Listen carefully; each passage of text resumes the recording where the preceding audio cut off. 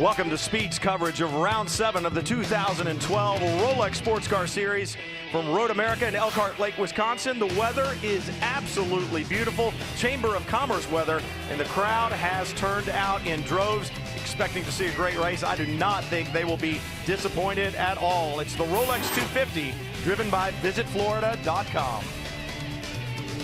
Hello everyone, I'm Brian Till, filling in for Lee Diffie today, who's on Formula One assignment alongside Calvin Fish and Dorsey Schrader, the usuals in the Rolex booth. We're at the halfway point of the 2012 season. We're also at the halfway point of a 5-week span that has 4 races in it. The 0-1 of Chip Ganassi Racing, Scott Pruitt, Memo Rojas, they lead the championship, but interestingly enough, they have not won a race this year. In fact, Calvin, they haven't won a race in the last 9 events. That ties the longest winless streak for that team. That is an amazing streak for a very dominant team here in this series, and ironically, they start today's race from the pole, first pole since 2010. But as you mentioned, a very busy month, 4 races in 5 weeks, but a split personality. We went from the streets at Detroit, tight confounds at Mid-Ohio, now the wide open spaces here at Road America, similar vein next week at the Glen. So there may be a change in results here. We're seeing the Corvette DP be very dominant in recent rounds. Maybe today, Dorsey, will be different, and some changes in the engine department as well. Indeed, RPM changes given to BMW and Ford power plants. BMW went from 6,900 RPM to 7,000 RPM. Ford goes from 7,000 to 7,300. Now, in my opinion, the BMW change really won't do very much at all. But in the case of the Ford, 300 RPM is like a subtle gear change. And subtle it might be, it is an advantage. It will help. Especially down these long straightaways, you'd think that would be a big benefit. We've got plenty to talk about, and you too can join the conversation with us on Twitter. Use hashtag #GAOnSpeed, and you see all the announcers' handles there. You can send us your questions or comments, and we'll try to make sure that you are included in the conversation today. Well, we talked about what we expect, but let's take a look at this halfway mark back at the 2012 Daytona Prototype season to date. Ford has not been to victory lane here at the Rolex 24 in 13 years. This has been a golden occasion. Mike Shank Racing finally does it. You're going to look pretty good, dude, with my name in the side of your head, baby. How's the hair? We good? The Chevy Corvette in Daytona Prototype with Spirit of Daytona gets its very first win. SunTrust goes to victory lane in very damp conditions at Homestead Miami Speedway. Max the X Angelelli and Ricky Taylor finally win at New Jersey Motorsports Park. Action Express win in Detroit. 1-2 for Corvette, 1-2 for Action Express. It's been Corvette domination, and Westbrook and Valiente go to victory lane at Mid-Ohio. What a day for the Daytona-based team. Well, Corvettes may have dominated, but we talk about the championship. It's Memo Rojas, Scott Pruitt on top, but it is close indeed, Calvin. It is really tight. 7 drivers separated by a mere 4 points. Qualifying was rained out, so they'll line up in a similar vein here when we see the green flag here today. Enzo Potolicchio, Ryan DL in second. They have not been worse than second in the championship all season long. For more on that team, let's introduce you to Jamie Howe. Well, Enzo Potolicchio and Ryan DL lost the points championship lead at Mid-Ohio 2 weeks ago when they finished in the 5th place. But 1 week ago at the 24 Hours of Le Mans, they more than made up for it. It was StarWorks' first trip to Le Mans. Ryan DL, you came out on top at the LMP2 podium.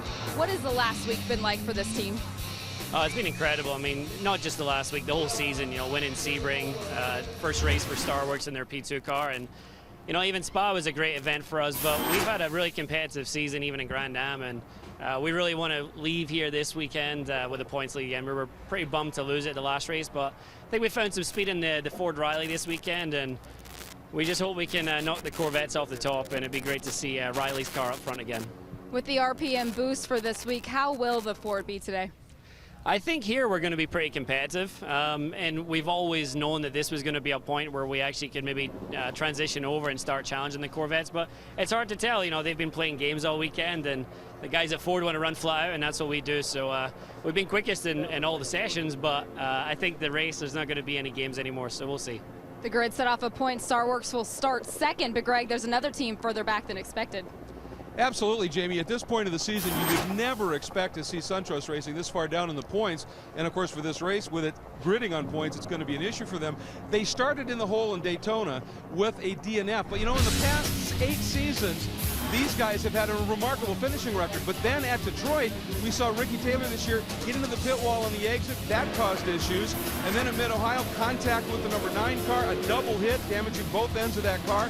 Ended up with 2 straight DNFs. And Ricky Taylor, the previous 8 seasons, you guys had an amazing finishing record, over 92%, 76% on the lead lap. This year, you're at 50%. You dug yourself out of that points hole, but after these last 2 races, it's got to start over again. Yeah, I mean, it was a great fight back, and I felt terrible after Detroit. I really, I let the team down, and we had a potential race-winning car, which in this championship is really, few and far between. And then Mid-Ohio was unfortunate as well. Coming here today, I think we'll be chasing the Fords and BMWs. They've been really quick down the straights, so I think we'll have a tough day to find some points today, but I also like to say hi to my dad at home. Hope you're feeling better. I was going to say, you weren't trying to change the luck up by leaving Dad at home, were you? I don't think so. I think having Dad here would help us a lot, but first race in 22 years, he hasn't been here, and I'm sure he wants to be here, but I hope you're feeling better, Dad. Yeah, I feel a little rough after the return from France. Brian? Well, we've talked Daytona prototype. When we come back, we'll be talking GT. But if you want to know what's in store today, all you have to do is look back to the Grand Am Rolex Series here last year. Big just locks him up, and look at the speed he hit the fence with. Takes Foster with him. Do not push, do not push.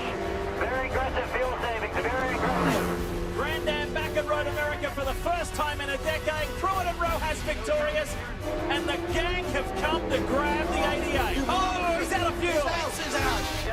But we'll get the podium. Forget about the podium. We'll go to victory lane, says Eric Curran.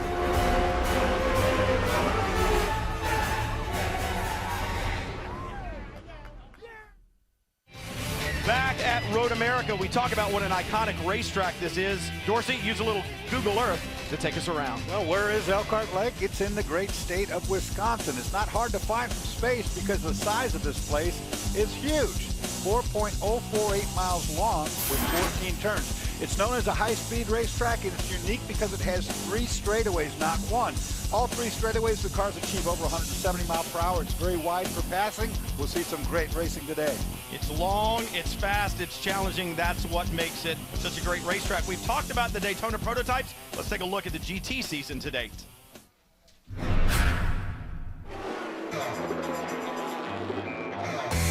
Andy Lally's going to get another watch. Magnus Racing dominates the GT class at the Rolex 24 at Daytona. But it's a Mazda day for Sylvain Tremblay's Speed Source team. The town, that's my boys on pit lane. Yeah. And well done to AIM Autosport, the Canadian-based team. It's been a steep learning curve, but they are back-to-back victors. You guys rock, thank you. We are up and running at Belle Isle, and Auto House go to victory lane in the Motor City. What a day for Chevrolet. Dallalana and Orland, they win it at Mid-Ohio. Really good work from those guys. GT has been awesome. If you take a look at the driver's points, Emil Asentato, Jeff Siegel, a Pro-Am combination lead in GT. It's a dream season for those guys, but more spreading points than the DP field. But remember, deep field in GT, you have a blip, you can come back to that pack in a heartbeat. Talk about a blip. We had a big one here last year at Road America. It was Gunter Schaldach and Joe Foster. This one made all the highlight reels. Gunter Schaldach actually stuck the throttle, hits Joe Foster. That didn't slow him down. Neither did this fence as he clears the park. And the thing that was amazing was you look on board from Joe Foster's camera, you see Schaldach out of the ballpark. Through the smoke, the tires, the debris, Gunter Schaldach walked away from a crash that he will never forget. The problem for Joe Foster, it's a crash he can't remember. There's a real risk involved in motor racing. Joe Foster, you certainly know that better than anybody else. Returning 1 year later, I know you don't remember the incident, but what has it been like to come back to Road America? Well, I think it's been a great week, actually. This is Patrick's first time here in the VisitFlorida.com Mazda, and really we've been focused on getting him up to speed. And it's been a little strange for me because I don't remember last year, but we've had great weather, and then the car's been good. And so, as always, we just move on and take on the next challenge. So everything's fine, honestly. I guess ignorance is bliss, so I'm glad maybe I don't remember anything. but we're having a great time, and Patrick's really adapting well to the track. Well, Patrick is making his first trip here to Road America. Greg, others are defending winners. Well, you guys are kind of alluding to the ups and downs in racing, and the ultimate up is always a win, and that's what the 31 Wheeling Corvette got last year. A great late pass on the number 42 Mazda heading down into Canada Corner. Eric Kern bringing it home across the checkers, and the crew, of course, absolutely ecstatic. That's what they worked so hard for, to see the wins. It truly is a team effort. Eric, you guys had that great win last year. You got John Heinrichs, the Corvette gun back, who knows this track so well, just like last year. But when you look at the practice time so far this weekend, we haven't seen pace. Yeah, we really haven't been that quick, but to be honest, we were kind of doing some long distance runs with some older tires, so we never did a true kind of sticker qualifying run in practice. So, you know, I think we had a little more speed than we showed in practice, I think you'll see, but we weren't really that far off, and the big thing is consistency over a long run and trying to figure out where our fuel mileage is going to be in this race. And some guys are doing one-stop strategies, I think, and we got to be on a two-stop. So, you know, we're just trying to figure it all out, but John Heinrichs will do a great job for us, and we'd like to be on the top step like we were last year. Well, once again, with the qualifying rained out, starting on points, you guys have been fast but had inconsistent finishes this year. Can you get to the front? Yeah, I mean, it's been a tough year so far. We've shown a lot of speed, but we've had a lot of silly things go wrong too. So, you know, last year we started out a little rough too, and this was kind of the turnaround race. So we're hoping for the same thing this year. They'd love to repeat that. Ryan? You take a look at the Subaru starting grid in the hat at the top of the screen, and Greg alluded to it. We will start based on team points today, as qualifying was rained out. We had a big thunderstorm come through yesterday. Qualifying rained out. They will start on team points. We've got great shots for you from around Road America, but also from in the cars. The number 10 Corvette from SunTrust, the number 60 Ford Riley Daytona prototype from Michael Shake Racing, the 40 from Dempsey Racing, the Mazda RX-8, and your championship leading GT contenders, the number 69 from AIM, that Ferrari 458. If you're going to win here, you've got to have the Continental tires, keys to the race, Calvin. Well, it's a long lap here, over 4 miles, as Dorsey talked about, and that means that strategy is going to be really critical. You have a long time to think about it, but you have to execute. Drag versus downforce, well, that decision has already been made. Do you go for drag into the brake zones through the corners, or do you look for that straightaway speed by trimming out? Pit strategy, always a key. Eric Curran alluded to it there. Maybe some of these GT teams with a little bit of yellow can do it on just one stop today. I think if you come in with a one-stop strategy in mind, that's pretty bold. You're counting on a lot of yellows to get that done. It is a long lap. It is a fast racetrack, and what that means, Dorsey, is your foot's down on that gas pedal for a long time. You burn a lot of fuel here. No doubt about it, but with a 4-mile pace lap or a 4-mile behind caution, you also gain a lot every time you got a yellow flag.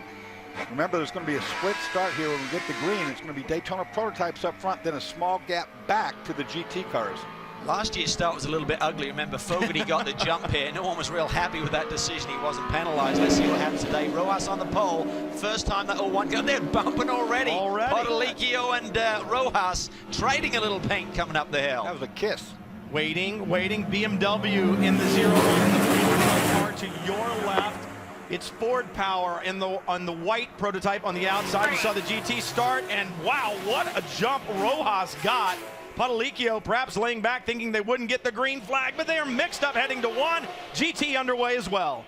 So Angelelli there looking very racy there in the DP grid, but look at the GT start. Emil Asentado to the front in the Ferrari. Little oil dry on that front straight had me freaked out for a minute, but everything's good. A good clean start. And Antonio Garcia in the blue, number 90 from Spirit of Daytona. The Corvette wasting no time trying to head to the front. When we talk about that Pro-Am combination, Enzo Podolicchio has done an outstanding job this year alongside Ryan Dial, but he's got some real hot shoes around him at the start of this race. And right behind him, it's Terry Borcheller in the number 5, the 4th car in the serial there, another Corvette. At this point, the tire pressures aren't all the way up yet. The cars aren't up to the right height. They're probably a little bottoming going on, as this racetrack has got some bumps in it over the years. And Max Angelelli has some bumps in him as well. You rode on board with the number 10 SunTrust, now back to GT. The 70 Mazda, Sylvain Tremblay, up inside that Camaro from Stevenson Autosports, takes the position away. Those Mazdas very quick here this weekend. They have looked very impressive. The Camaros have looked really good over the curbs and through the corners, but they're saying we're down on straightaway speed. Obviously here at Road America, it'll be the same thing next week at Watkins Glen. It is really emphasized on these wide open spaces. Well, when you come to a racetrack with 3 long straightaways, the frontal area of the car plays in so big. The Camaro is the biggest, widest car out there. It runs well up the straightaway, but it tops out halfway down. It hits an aerodynamic brick wall all, and the skinnier cars keep pulling, and it's getting wild in the middle here.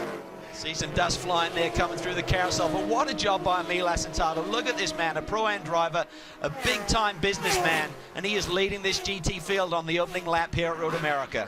He had a great start, and he's doing a really good lap out of this first time go round.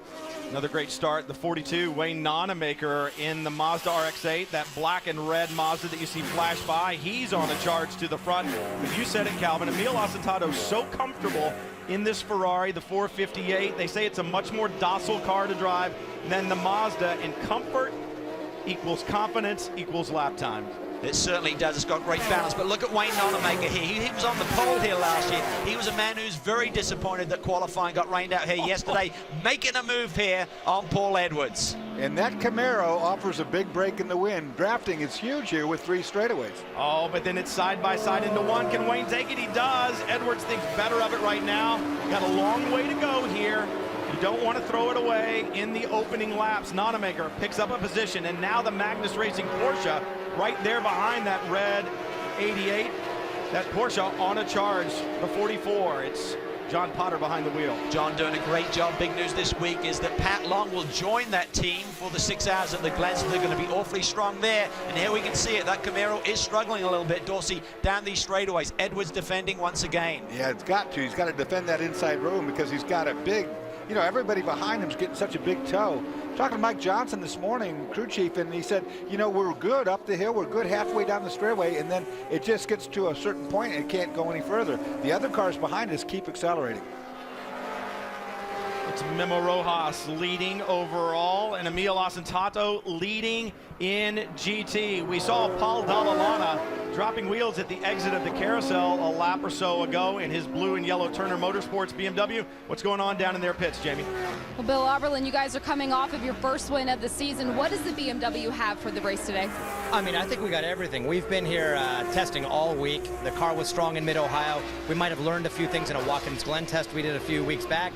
The Turner guys are strong. We know we had it in Mid-Ohio.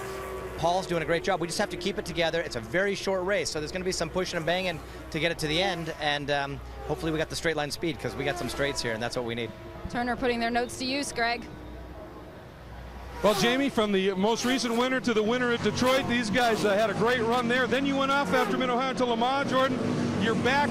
Looks like some challenges here. I'm going to break away from you. We got to crash. Hold on. This is a big crash coming out of the kink halfway down the straightaway, and it's not over with that. Full course caution, of course. It's the 67, Steve Bertho behind the wheel. The TRG entry he shares with Spencer Pompelli. Very high speed section of this racetrack, about 120 miles an hour here in a GT car, about 130 in a DP there through the kink. And you can see the consequences when it goes wrong. Oh, that was brutal. That was very early in the corner, almost like something broke. Well, he was together there with that Mustang, Dorsey, so I wonder if there was some contact there or a pass was happening. Could be. That was a brutal hit. Anytime you make contact at the kink, it is brutal, and it's a place where you want to race through it single file. It's not a place where you want to think about being bold and making a pass. Steve Bertho, big contact with that outside wall. You see that the TRG Porsche stopped to driver's right, safety crews on the scene immediately. I think the other car involved there, not necessarily involved, but in the frame, was Timmy Hill in the Rick Ware Racing Mustang Boss, the number 15 car. So not sure if there was contact or not. It was certainly close together. Watch this again in slow-mo. We might be able to pick it up. No, he's by himself. He's already gone. That is, you know, that corner is so fast and it's somewhat blind. You turn into it and there's some rumple strips. If you get up on them too hard, you lose grip with the car. I think kind of that's what happened the way it looks. But that's a vicious hit on the driver's side, unfortunately. See Kevin Buckler on the timing stand, leading that TRG machine, trying to get his crew under control. This pace car will get the field under control, under caution for the first time here at Road America. It's round 7. The 2012 Rolex Sports Car Series from Road America. Medical and safety workers there at the scene of the accident at the kink. It was the 67 TRG Porsche of Steve Bertho with the big hit there. Now take a look. This is before the kink. It's going to be an onboard from one of the other competitors in the series. May give us some information. Coming down, this is the run from turn 7 down to the braking zone for turn 8. There you see the 94 car, Dallalana's off, but watch this. Up ahead, you're going to see the APR Audi get into it. That's Jim Norman behind the wheel. So there was damage, and contact there with the 67 Dorsey. So that's the left side of the car. And then we look at the impact there. It's just along for the ride. I have to feel that one of those tires was cut down, some damage to the suspension that forced Steve wide through the Kink. Yeah, I agree. You know, the car never turned. It started into the corner but never executed, and it made a huge impact driver's side on that guardrail. Let's get down to Greg Kramer, who's at TRG. Yeah, standing by with Kevin Buckler, just watching those replays, and Kevin, obviously early contact ultimately caused that. Yeah, we were watching it just now, and you could see what clearly happened. I heard Steve on the radio say an idiot ran into him, and indeed that's what happened. The 51 car driver missed his brake zone, pushed along, pushed into Steve, probably flattened his left tires. Steve has no idea. He's going through the Kink, has no grip, loses the car. He's a great friend of ours, and I hope he's okay. That's all we're hoping right now. We're going to run to medical. Second race in a row, though, that someone did something stupid. You know, Terry chopped him off in Borchelor in the Detroit race, and guys, just got to be more careful. We just started the race. You know, it makes no sense to do that, and that's a big accident right there. Yeah, it is. We hope he's all right, too. We'll let you get over there. We'll get over there right now. Thanks a lot. So Steve Bertho there in the 67, medical and safety workers still here, and these guys some of the best in the business, and they are well experienced with crashes there at the Kink. We've seen many over the years. Let's take a look again. This is down into turn 8. And there's the overshooting of the brake zone. The Audi climbs across the front end of the Porsche, doing damage to the tires, and of course that is probably a slow puncture. This corner is taken nearly flat out wide open, and the car never turned, Calvin, except for the entry. Yeah, you can see there, it just spears off the racetrack. The Mustang that we talked about initially was definitely not involved. He was following from behind. And here we see a little bit of strategy playing out. Only 11 minutes into this race, Tim Keen pits the lead car to top him up with fuel. Too early in the event to do a driver change. You need to have at least 30 minutes or so in the car before you can get points. Sometimes they'll let that go a little bit if there's a yellow at like 25, 26 minutes. 5 in as well. So these guys topping off with fuel right now. We talk about taking advantage and using strategy. And Calvin, this is one of the things that you talked about in the Continental Tire's keys to the race. It really is. I mean, talking to the DP teams this morning, they were talking somewhere between 42 and 46 minutes on a fuel load. So it should be good on 2 stops on a 2-hour race. Remember, it's a shortened event here, 2 hours only here at Road America. So Timmy Killeen playing a little bit of magic here, just working the numbers, trying to extend that next stop for Memo Rojas. And remember last year's race at the end, although it didn't affect everyone, there was a fuel mileage issue on some cars. See the APR team, Dion von Moltke getting ready. It was Dr. Jim Norman involved in that incident. We'll talk to them when we come back from Road America. Plenty more Rolex Sports Car Series action coming your way just around the corner. Make sure you stick around.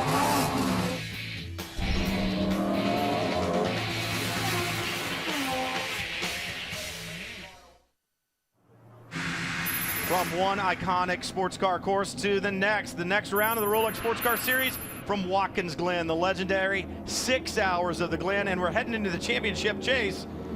Dreams, they could go up in smoke literally in a place like Watkins Glen. The battle's going to be intense. It's going to be a good one, and we're going to bring it to you live July 1st, 11 a.m. Eastern, right here on Speed. Some news and notes from this past week. APR will be running 2 Audi R8s at Watkins Glen.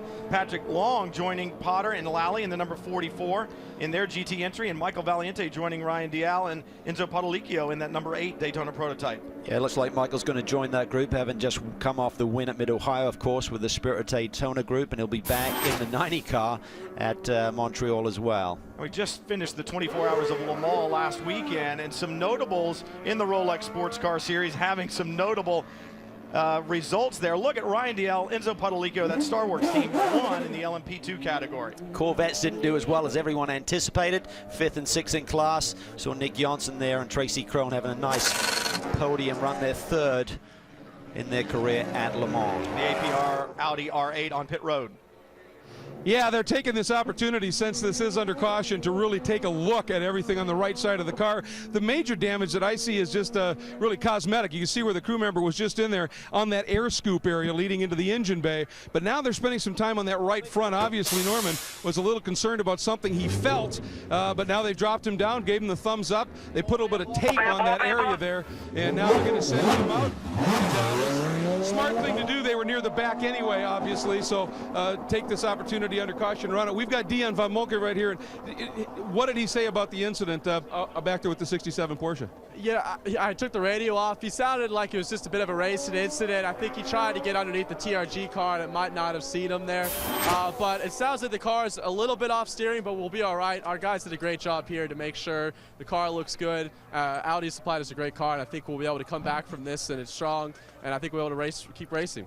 All right, well, obviously, sorry to have the early incident. They're going to battle back, and that steering wheel might just be a little bit off plumb. You talk about the second Audi R8 that'll be at the Glen for this team. It is going to be piloted by a couple of really good shoes. Mark Bassing, Frank Stippler, guys that know how to pedal one of those Audis.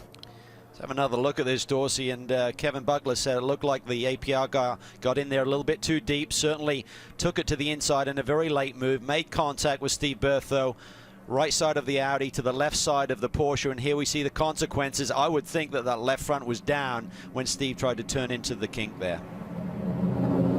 No question about it. I mean, there was no turn in that car at all, just straight to the wall. Still under caution. Crew still working to clean up the incident site there at the Kink. It's round 7 of the Rolex Sports Car Series from Road America, Elkhart Lake, Wisconsin. We'll take a quick break, and we'll be back to Road America. Dorsey got to drive that Corvette a lot faster than I did when I was driving it around in Detroit. And there's the 67 on the flatbed. So they have moved it away from the crash scene, and they have cleaned up the mess a little bit.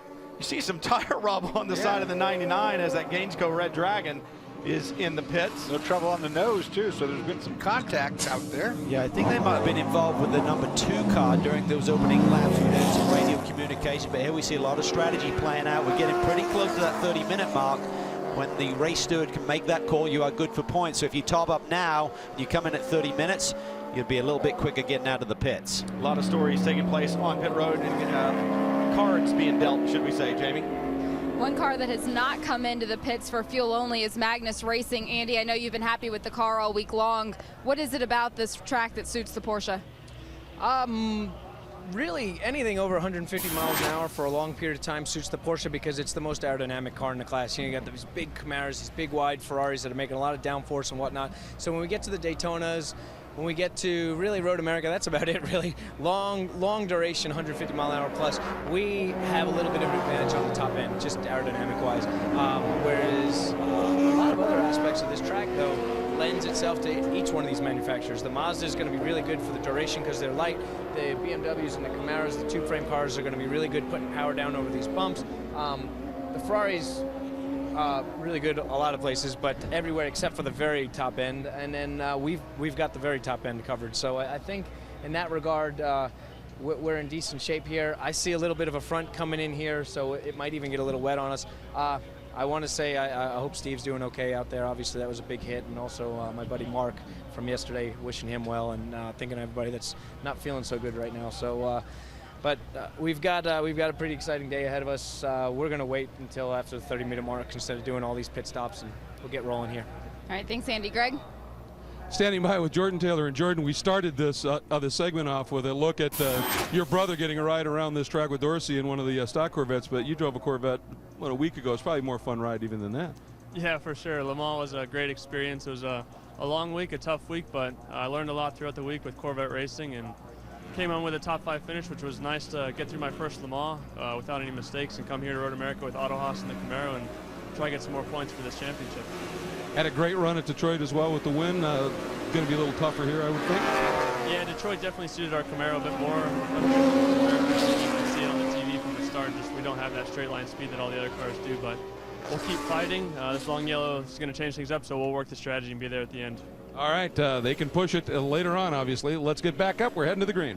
Andy Lally talked about Mark. He meant Mark Pombo, his teammate in the Continental Tire Series in the sister car that he runs with Nick Janssen. Big crash yesterday. Good to hear that Mark is doing okay. Perhaps being released from the hospital today as we're ready to go back to green. And there it is. It's the 90. Antonio Garcia leading Enzo Padalicchio in that Ford-powered Riley right behind. But look at the 10. Max Angelelli in the white and orange SunTrust Corvette wants a piece of it as well. Here we see Rojas starting to come back through the pack. 4 of the 10 DP cars did pit for fuel, working that strategy magic, so they've got to work their way back to the front. The top 6 cars have not stopped. On board the number 60 from Mike Shank Racing, John Pugh being shown in 8th. Ford Power in that Riley as well, and it served them good at the Rolex 24. It did everything it needed to do. It was fast, it was efficient, and it brought him the victory. Right now, it's Antonio Garcia and his Corvette out in front. Look at this. The number 2 Star Wars entry. Another Ford tries to slide inside the 9. Woo! That was cool, but that was close. Nice job. That was a slide for life there by Alex Popoff down on the inside of turn 5, Dorsey. Yeah, that was a good save. Both cars got side-to-side slam there. I don't think it hurt anything, but I'll tell you, that's the kind of racing we've been seeing here for the last couple days. Tell you what, Peter Barron's pair of Pro-Am drivers, Alex and Enzo, will continue to impress this year. I'll tell you one thing is significant. The 99 car made that strategy call. They didn't get back with the DP pack. They're buried in the GT field right now. A lot of work to do. Darren Law in the 9 not going to be happy with that move down in turn 5. He'll have to find his way back. There is the 5 car, the sister car, with David Donahue on board, trying to work his way up, right behind John Pugh in that blue and white number 60. But it's Antonio Garcia, winners the last time out at Mid-Ohio when it was Richard Westbrook and Michael Valiente behind the wheel of the 90 that took the victory there. There's David Donahue trying to work on John Pugh through Canada corner. When you have an incident like that and you have a side-to-side slam or skirmish, whatever you want to call it, the next few corners you need to really start feeling the car out to see if you do have a puncture like we saw Steve Berthoud had.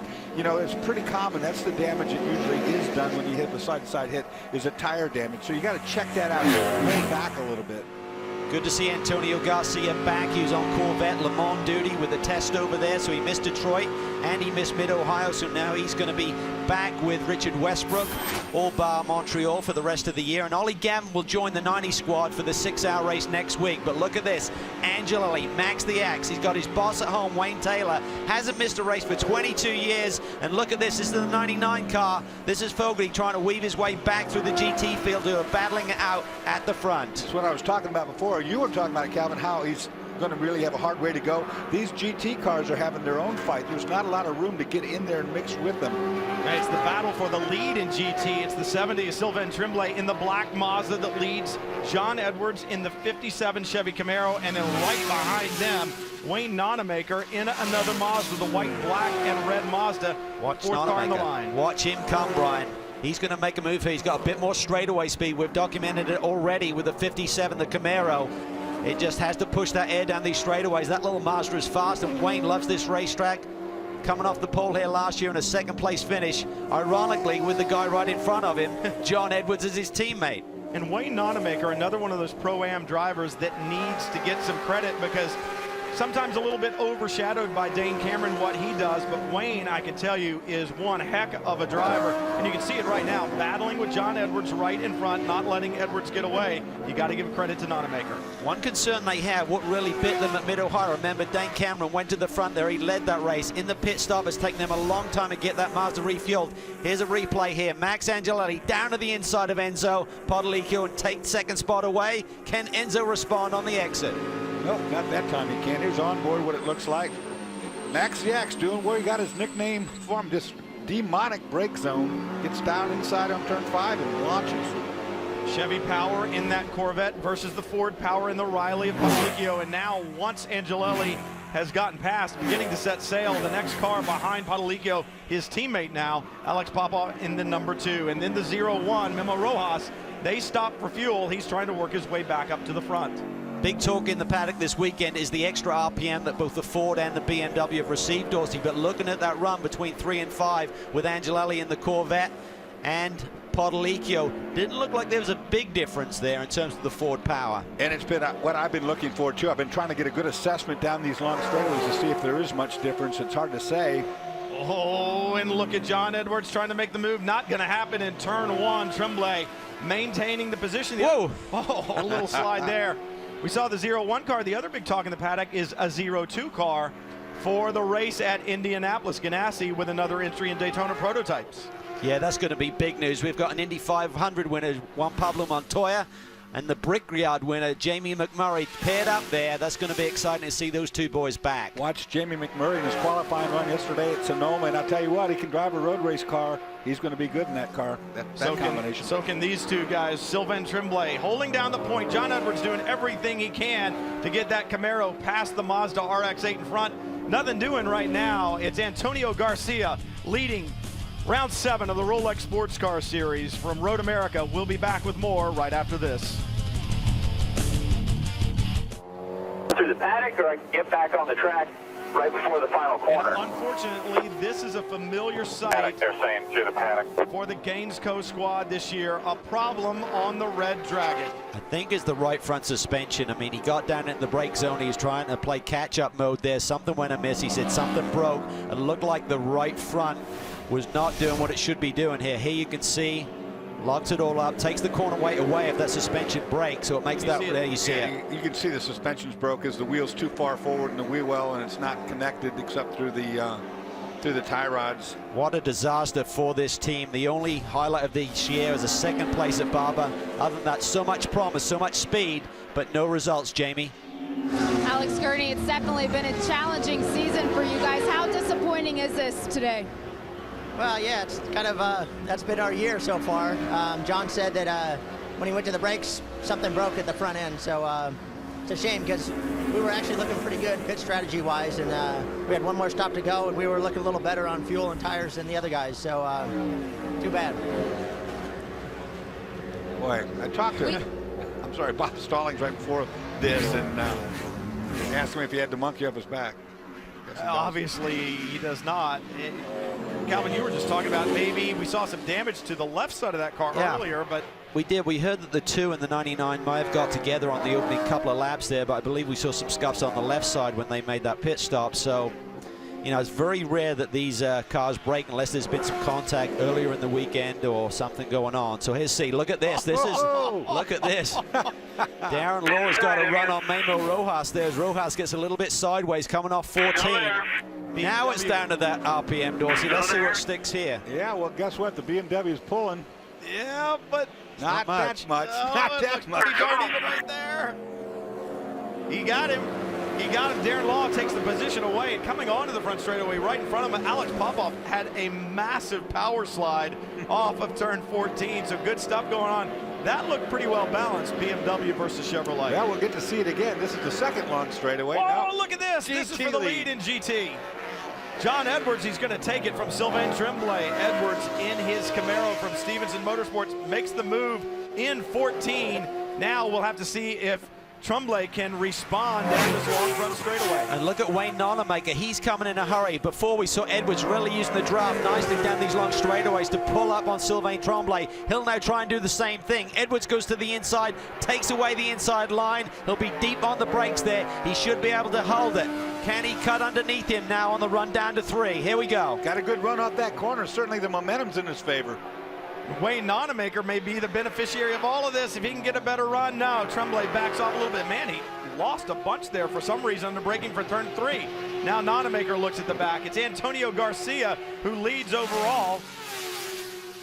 Oh, we understand there's some contact on the racetrack. Perhaps the 90 and the 41 have gotten together is what we're told. So all kinds of excitement around here, certainly going on in GT as John Edwards has the lead. There is the 41 from Dempsey Racing. It's again that high-speed section of the racetrack after the carousel down around the Kink area. So we see some more DPs now coming through. 41 is back underway. Doesn't seem to be too much damage, but we understand our leader may have been involved here. Here's the replay, Dorsey. And this is oh man, that's a bad spot. That's the entry to the Kink. And this was talked about in the drivers' meeting this morning. Mark Grafov said for the DP cars, we've seen incidents where you can't take the line away from the GT car. This is going to be a close call here. This is Garcia. We're on board with Max Angelelli. Look up ahead. Garcia just goes to the middle a little bit as the 41's trying to turn in. And you feel you're in no man's land there when you're in the GT car, Dorsey. That fast corner's coming up. Yep. Is he going to get out of my way? And I think this was a very good call. After that contact on the left rear, you definitely want to get into the pits. It's still in gear. The transmission spinning, the rear wheel spinning, a problem for the 90 in pit road. It's not in neutral. Greg? Yeah, they're really good. Obviously, they can't do anything with it until they get it stopped. Now it finally stops. I'd be a little nervous. They finally shut the engine down on it.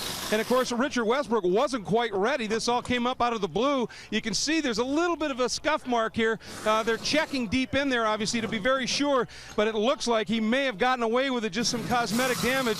Westy is now in the car. They've got it set. So Antonio is out. At this point, it's turning into more of a routine stop. Engine comes to life. New tires, fueled it up, and he is gone. But this caught this team obviously by surprise, and Westbrook just able to get kitted up and in the car. I think the problem there was Garcia left it in gear and he disconnected his radio, so the team is trying to scream to him. Westy's not in the car. He's not sure what's going on. So that was the delay in getting that rear wheel stopping from spinning. Scary moment because the left rear wheel, number one, was bent. So it's been hit on that corner. The wheelman put his hands on the tire to try to pull it off, and the thing was in gear. And his hands, he just got him out from the arches in time. Yeah, if you had gotten your fingers inside that wheel, easy to have some serious damage to your fingers if they stay inside that wheel. It gets around to the brakes, to the calipers. Take a look at this again.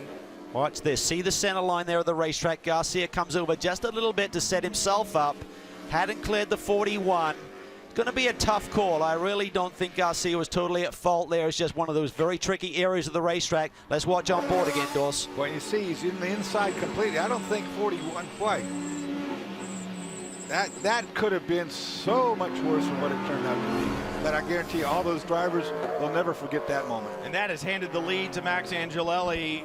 Lucky for him, able to miss that melee. Also understand now the 90 is going to have a penalty for speeding on pit road when they came to pit road for that stop. So that is unfortunate. Antonio Garcia right in the thick of that one at the Kink, Greg. He was, Antonio, at the start. You went to the front in a big hurry, and the car seemed to be working exceptionally well. You started to build the lead. What happened heading down there in the Kink? I don't know. I mean, I thought the traffic was bad. I mean, I don't know. I mean, if I need to put more flash on my car or something, but I waited, tried to overtake him on the carousel. He would not let me go. Fair enough. Then I go alongside the King. We just go side by side, and he just turns on me. It's like, dude, I'm ahead of you. You know there is a DP there. I don't know what else to expect. I mean, it's like, I don't know. I mean, we need to share the track, I think. Very spooky place for that to happen. Afterwards, did the car feel okay? Not quite. That's why we pitted. I mean, thought there was something wrong. I hope there was something on the tire or something, but still, I mean, I don't know. I mean, I was just easy building up the gap, conserving my tires, but I don't know. We're sorry for that development, and it looked like there was a little bit of a ding on that wheel. The 90 now coming through for its drive-through penalty. Westbrook doing that immediately so he can get right back to it. And in the performance envelope, guys, I'm just wondering, you know, there was the concern about the aerodynamics on the Corvette chassis being so good in a higher downforce setting with the weather change and all of that NASCAR rubber down. Is that maybe coming good again? Well, certainly these DPs are very strong in the downforce setting, but I'd have to say Garcia did give him a little bit of racing room there, Brian. Well, back underway, and it'll be interesting to see what Richard Westbrook has to work with as Max Angelelli takes over the lead. Concern has to be that hard hit on the left rear. Will it hold up for the remainder of round 7? Rolex Sports Car Series action from Road America. We'll find out right around the bend. Let's take a look at a tweet from Spencer Pompelli. This is a good one. Just spoke with Steve's wife. That would be Steve Berthoud. She said he's fine, alert, and joking, taking him to the hospital just as a precaution. Probably because his sense of humor, they didn't understand exactly. They wanted to make sure he was okay. Steve's a good guy, has a great sense of humor. This is the crash. It was big contact, big impact down at the Kink. That is brilliant news, Dorsey, because that is a massive impact, and for him to be okay and joking about things, that is a big relief for everyone here in this paddock. No question about that. And of course, he's joking with his wife because he doesn't want to tell her how much that money was spent there. Well, we also just saw the 90 come back on the pit road. Richard Westbrook behind the wheel of the Corvette from Spirit of Daytona. Damage to that left rear, could be a toe link, could be bent. And look at this, good battle here, the number 5. Ooh, that was nice move, though. Can he hang on to it? No, he was in over his head, got in too deep, got out wide, John Pugh battling back. Dorsey doing a nice job. Did a good crossover, Calvin, no doubt about it. Now it's not over with yet. We're going to try it up here. Now you're going to have Ford horsepower versus Chevy Corvette down the front straightaway. Donahue in the white and silver Corvette. Pugh in that blue and white Ford down the long front straightaway. David had a better run off the corner, but look here. Ooh, stretching it there. Yeah, wow. Of course, we don't know what downforce setup these guys are running. Could be trimmed out a little bit more in the 60. Problems in the pits for the 42. That is from Seyland, we understand, leaving the pit lane with the fuel line attached. So that's a problem for the team Seyland. Oh, and the official's going to return that. I can tell you that's an expensive piece of machinery right there, and it's going to be a penalty as well as the 42 heads back out on track. It was Wayne Nonemaker behind the wheel. That is a disaster for that group because this car was really quick. Wayne was putting the pressure on the leaders. There's a little bit of anxiety in that camp about the refueling time that car takes. I think they made a strategy call there. I think probably Dane Cameron is now behind the wheel of that car, but it all went wrong. Yeah, that's going to be stop and go plus 30-second hold. So that's a shame. Running fourth when they made that pit stop. You look a little further up the order. There is the leader. Oh, I shouldn't say the leader. That's the 69 Emil Asentado in the 69 in the Ferrari. Leader in the championship, running sixth right now in GT after stops. On board the 69, looking back towards the 59, that famous Brumos livery on the 911 right behind him. Andrew Davis behind the wheel. Another one of the drivers very disappointed they didn't get to run qualifying session because they're a little bit behind in the points. He said we've had a disastrous weekend. We had a stuck throttle on the opening day of practice. We had a steering rack issue. So we're really scrambling with that Brumos Porsche. This is the defending champions, of course, and haven't had a winning season to date. I like that roof camera on the Ferrari. It's right at belly button height. Oh, not for you guys, but, you know. Easy. Careful there, Stretch. Prototypes now working through. You see the 70, Colin Brown behind the wheel of the 7. Good to see him back in a prototype. We've seen him a couple of times this year, running here with Starworks. Sharing the car with Scott Mayer. They're going to be running the 6 hours at the Glen as well. Here's our leader, Max Angelelli. I'm sure this is making Wayne Taylor smile at home. It's been a trouble-free run for the 10 cars so far. That's exactly what they need to get back in this championship battle. Well, remember, after the Rolex 24, where they only ran for 30 minutes of the 24 hours, they were in a deep hole. They clawed themselves back up, and then the problems of the last 2 races as of late. So good news for Max Angelelli. Let's head down to the pits, Greg. Yeah, finally they were able to find out the issue on the number 90 Spirit of America Daytona. They were everywhere, pulling and torquing on everything. Finally have diagnosed it, the upper left control arm, and that's what they're working on right now, trying to get the nuts undone and get that thing replaced and get them out. But this is going to be a long, costly stop. Now, I saw the dent on the wheel or the bend of the wheel. And when you hit on the side like that, it drives the axle up into the transaxle. Something's got to give in that equation. And in this case, sounds like it could be the upper control. And we were talking about that in break. It's always a concern. And of course, the problem is that left side is the side that takes the most load around this Road America circuit. So you definitely want to get it taken care of. It's Max Angelelli leading in Daytona prototypes, about 5.5, 6 seconds in hand over Memo Rojas, and then John Edwards leading in the GT category. Oh, look at this. This is absolutely killing Rojas there. That is a very critical part of the racetrack where the DPs are way quicker with their downforce than the GT cars through that section. That probably cost him about 1.5 seconds there on the gap to the leader, Max Angelelli. But remember, the 01 has 4 more laps of fuel on board, haven't made that early stop. By being slow at that point, Calvin, being held up like he did, it's exponential. All the way down that straightaway, he's going to be slow, so it's a big segment time loss. Your leader in GT is on pit road, the Chevrolet Camaro of John Edwards into the pits, and that will hand the lead to Sylvan Triplet on the racetrack. Jamie? It'll be a full-service pit stop for Stevenson Motorsports. Sean Edwards now at a stop. Robin Liddell will be getting in. He has his seat insert ready. You see Mike Johnson, the team manager. He's the driver assist. He's allowed over the wall as long as he does not do any other work on the car. Helping to get Robin strapped in right now. 4 new Continental tires, fuel. Talking to the team this week, they said they really felt like they were going to have a little bit of their work cut out for him here at Road America. But so far today, they played the strategy well, and they knew that that's what they were going to have to do in order to succeed here with the weight of their car. Very clean stop. He's holding fired up. Robin Liddell takes the Camaro back on track. They've been on the podium the last 4 races in a row. Can they do it here? And can Max Angelelli break the bad luck for SunTrust and win here at Road America? Stay with us. We'll find out when we come back. Riding on board the Chevrolet Corvette of Max Angelelli, SunTrust Racing. They're your leader here at Road America. Down out of the carousel through the Kink. Look at this. Bring back the stash. I'd have to get some stash dye to go with it. He's got the mullet going too, Dorsey. You can do the full Monty. Oh, I love that. We had some pit stops while we were away. John Edwards was leading in the 57 Stevenson Motorsports Camaro in GT. They pitted. Robin Liddell has taken over there. The 70 also pitted. The 31 just completed their pit stops. Angelelli remains your leader in Daytona Prototype. So that's some of what happened while we were in break. Wanted to keep you up to date with that. But there's a look at the 70.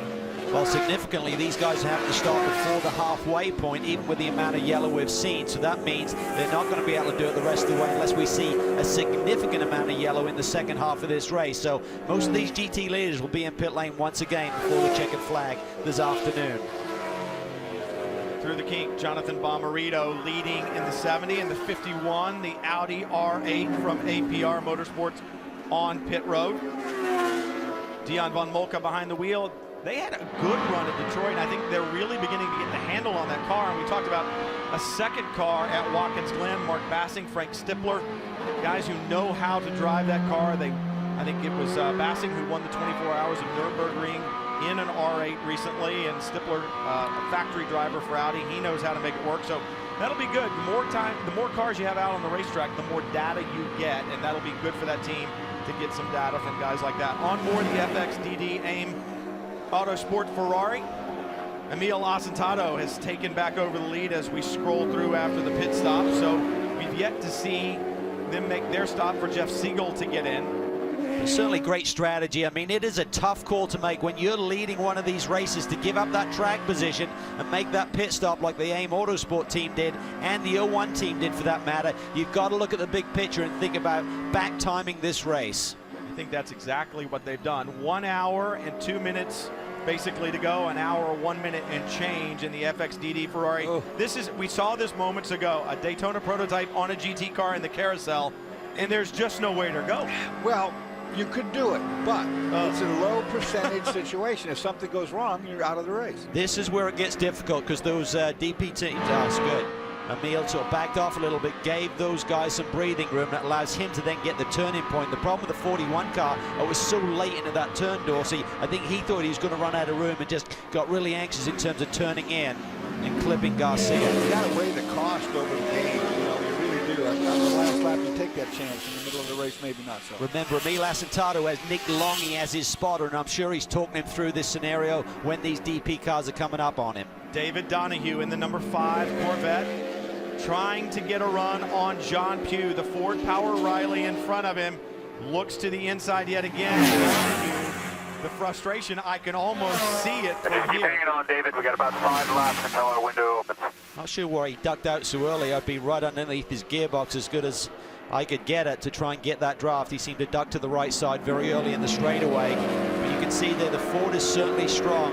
Shank Boys has struggled a little bit with the balance on the race car this weekend, Dorsey. Sort of push in, loose off, and John Pugh has really not liked the handling. John Dansberger said they're just really having trouble with mechanical grip, not so much in the aero deal. I mean, that was part of it too, but certainly just getting the balance on the car right. A bit frustrated ever since that win at the Rolex 24 this year. This Mike Shank Racing team has been trying to find an aerodynamic balance on that Riley, the Gen 3 Riley, and all the other racetracks they've gone to. They actually feel like this may be the best one because you want a little bit more slippery car here for these long straightaways. But they've been a bit frustrated. The 300 RPM on that Ford power plant has helped. The weird thing is with Road America, Dorsey, the low-speed corners like turn 3, you're actually in them for quite a bit of time, you know what I mean? So the balance is so critical. It's not like you're in and you squirt off really quickly. You're kind of in the middle of the corner, a little bit longer than some tracks. And so that balance is really critical, and you lose a little bit. It's a long racetrack, a lot of corners. That adds up on the watch. 2 days ago, there was a test here that not everybody partook in. But the cars that were here, it was about a 95-degree day. The racetrack broke up. They came in, they put a sealer in there, and it's sticking pretty good right now. But all of the guys that tested, I'm not sure what they really got out of that data-wise, because we're on a different surface now than what we were that day. While David Donahue may be frustrated, he has to keep the championship in mind. Only 2 points off of Memo Rojas and Scott Pruitt. So he's got to think, I can't make a low percentage move and throw this championship away. I'm right there at the halfway point. So even though he's frustrated, he needs to be smart, make the move when he can make it. Otherwise, we're going to say last time by about 5 laps until our window opens. That's ticking down. Perhaps they can get a position on a pit stop. Something we saw is that the 2 in the 8 car pitted a short while ago, and since Dial and Lure have got in the car, those boys are now in the 202 range, so they are coming in a hurry. 9 on pit road. Darren Law to the marks. Routine stop. João Barbosa going to be getting on board. Law climbing out, going for tires. And this is a little bit early in terms of the fuel window, so they may be playing a little hopeful game here, looking for a yellow near the end of this one. Nonetheless, Barbosa is in. Everything seems to be going extremely well, and of course they've got the 2 cars. The 5 we report went in about 3 laps now. All right, just working on fuel. He's got the engine restarted. Boy, they are being very careful on holding him while that fuel rig is still attached, and he almost started.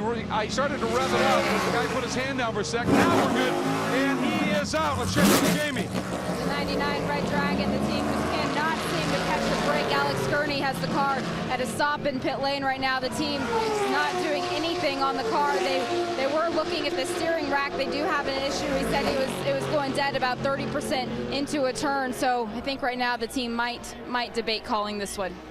Wow. Steering issues again. They've had power steering issues at Mid-Ohio. It was an ECU unit there. That was right. This seems to be more of a mechanical issue, but with that suspension braking, Dorsey, that can certainly affect the rack as well. But just a difficult weekend for the 99 team. Meanwhile, Darren Law looks a little bit hot and sweaty, Greg. Yeah, he's working hard out there, Darren. This is warm. You look like you've been in the wars a little bit. Yeah, it's, you know what, I mean, this track is so much fun to drive, but it's hard to pass. And traffic plays a huge role. So you get caught out behind somebody in a fast spot, you lose a ton of ground, so it's hard to make it back up. A little bit early, it seems, in terms of fuel window. You guys banking on a yellow, or what's the play here? Well, we have to. There's no way we can go an hour, so we're working on it. Yeah, hoping for it. All right, good luck. We get a report that the 10 is coming in as well very shortly and making its way down pit lane right now. Angelelli behind the wheel, starting. They're alternating now. Angelelli and Ricky Taylor in terms of qualifying and finishing.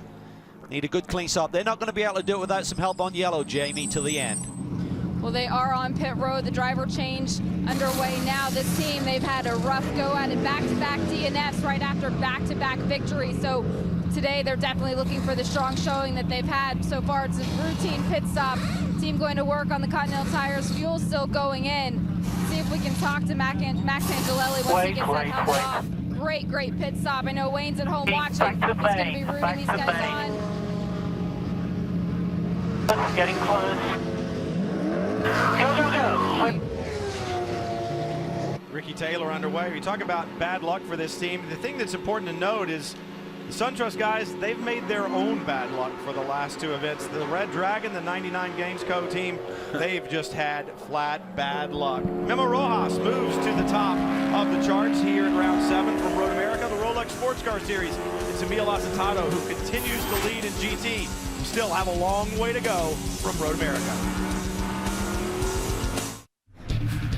Let's take a moment to get you up to speed here on Speed from Road America. Rolex action, plenty of action there in turn 8 as the 51 APR Audi makes contact with the 67. And then Steve Bertho cut down tires going into the kink. Big contact. You could see the consequences there. Jim Norman getting down the inside, down into turn 8. Contact with the 67. Believe the left front was cut. Then a suspension breakage on the 99 car. The Red Dragon, John Fogarty behind the wheel. Looks like their day now may be done. That was a Heimjourn at the top. Then you see side-by-side racing here for the lead overall.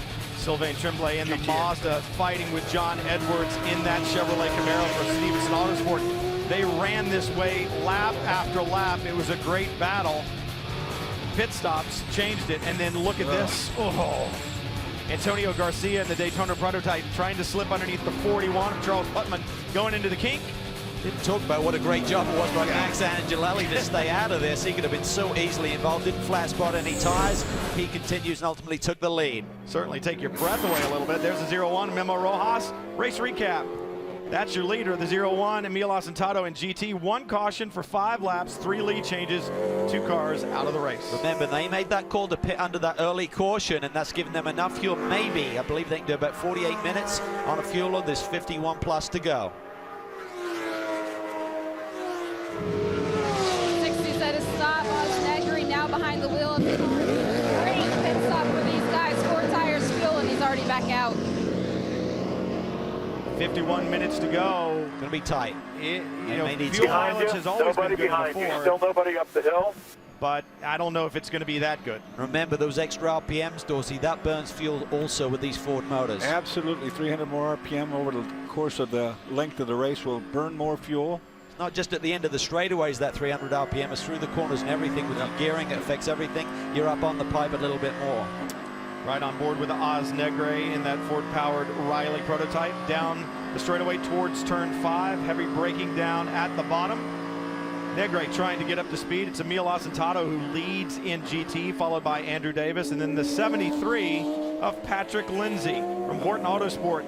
This is a small team that has been doing great things. They've run well. They've just had some bad luck. But Patrick Lindsay, Eric Voss really getting the job done in the 73. They need a little bit of good luck to move forward and get the results that they deserve, but they have been impressive since they debuted back at Barber. We see one of the Dempsey Racing Mazdas in. Struggling here a little bit to match the pace of the Speed Source cars and the Salins machine here this weekend, but just keep digging deep. You never know what can happen. You do never know what can happen. For the SunTrust team, they had dropped well down after the Rolex 24. They fought themselves back into championship contention. We talked about their bad luck as of late, but Max Angelelli had a great run here in the early going. Max Angelelli certainly did his job behind the wheel. Max, how has this team refocused after 2 DNFs? Was very difficult, obviously, everybody's pushing, but our Corvette has been really good today, and I feel good. The car stays together. The other competitors are also fast, but I'm pretty happy. I want to say hi to Wayne home, sick, missing you, Wayne. What do you guys need to happen in the closing stages of this race to come out with the podium? A little bit of luck. We didn't have lately, so maybe today is the day. SunTrust looking forward to turn around, guys. Emil Asentado, the leader in GT and the leader in the GT Championship with his teammate Jeff Siegel. The Ferrari now in the pits. Still going to be tight, I think. I mean, we've got to talk to that team after this stop. I think they're very close to their window where they can get to the checkered flag without visiting pit lane again. But they've made some brilliant calls this year. It's a dream season, 2 victories and a big championship lead. Great job by Emil Asentado once again. Another great stint by Emil, no question about it. He did his job. Car, not a mark on it as he hands it over to Jeff Siegel. Siegel getting in, getting the buckles done. Got to go over that Hans device, the radio going on, the crew getting the window net up. Siegel getting ready to go. I did talk to the team before they came in, and they said this would be their lone pit stop, that they had that calculations all complete. They were good to go on one more stop of fuel. That stop is complete. Now they're back out to the checkered flag. The 01 is also coming down pit lane. And that's right on their number. 48 minutes will be on the board after this pit stop, so this is perfect strategy by Timmy Keane. That's why they pitted under that early yellow, to match their window, match their numbers, and that's what it's all about, execution. Let's see if they can pull it off. Haven't won in 9 races. Slow it down, let's hit your mark. Slow it. Jamie? Car has come to a stop. Driver change now being done. This team is working really hard. They said it's great to get back to a track where they have actually won this year. They did run here well last year. They love racing here. Scott Pruitt said he was looking forward to getting back to the winner's circle. It has been 9 races since they last won a race. Looking for success here today, Greg. And the number 5 also win, and this team has just been chipping away at it, continuing to play in this top 3. They had already done the driver change, so it'll be Mr. Donahue just staying on board at this point, going for tires. Boy, a lot of smoke coming off of those brakes. You could smell them. That is hot. And also some rubber buildup on the brakes as well is what's contributing to that. Now the fuel is done, and he is out. They have played this very strongly, and they did the driver change and fueled a bit sooner, so they're pushing that fuel envelope. Well, 9 races ties the longest time a Ganassi car has not been into Victory Circle. They could break that record today. They surely don't want to. Yeah. Andrew Davis, the leader in GT now in the Brumos Porsche, comes to pit road. Patrick Lindsay right behind him, who was running second in class. Hits the marks. Lee off the wall. A little bit of a stumble, it looked like, for Lee when he came around. I think he may have bumped into a tire. I couldn't quite see it, but he saved it. He is good at this point. The 73 is in, the Horton Autosport team. Boy, did they punch above their weight beautifully. So we've got a great battle going here, second and third in. One thing to remember about the 73, they're still running the 3.8 liter engine, not the 4 liter, and they're doing an incredible job in the long straights here.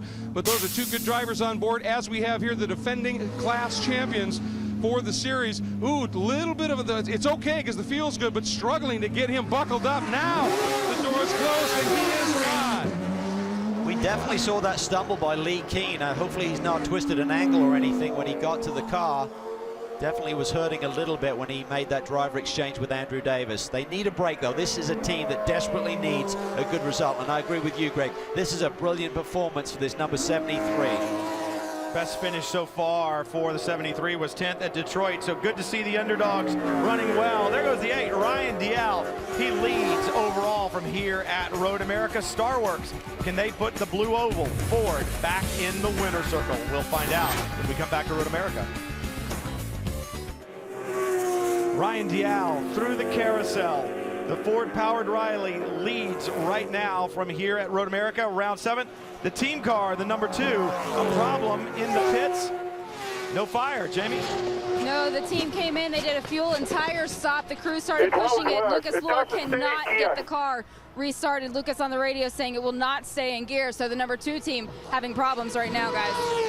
Lucas Lohr running 3rd when he made that stop. This is odd, it won't stay in gear even when they're trying to push it. Well, it's kicking it back into neutral when you're trying to push it. And those paddle shifters, some of those things, you need the torque of the engine running to make them work properly, and that one's not running. Jordan Taylor behind the wheel of the 88, the Auto House Camaro. Should be his last stop, and we understand the 31, your defending race winners in. That is the Corvette that won here last year with Eric Kern and John Heinrichsey. They've been having a good run. They were in 4th when they made the pit stop. 88 not firing now, guys. Look at that. Another one with, there we go. There we go. Wonder if they were on fumes when they came in. That's a good point, Calvin. You run it out of gas, it takes a while to get that fuel back into the system and get the fire. Plus, they don't like starting, hot engines don't like starting anyway. They still work on the tube. Watch out, 7 cars coming in, guys.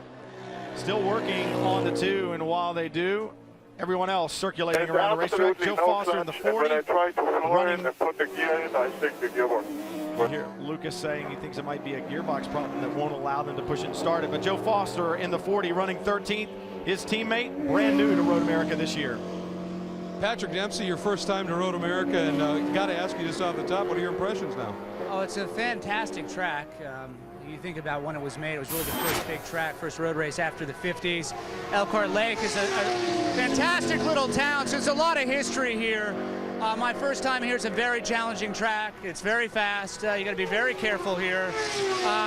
It's the technical, the low-speed stuff. You got to really, the braking for me is what I have to work on. But I had a great time here. I've learned a lot, and I just tried to get as much track time as possible this weekend and not make that many mistakes. Because if you do, you pay for it here.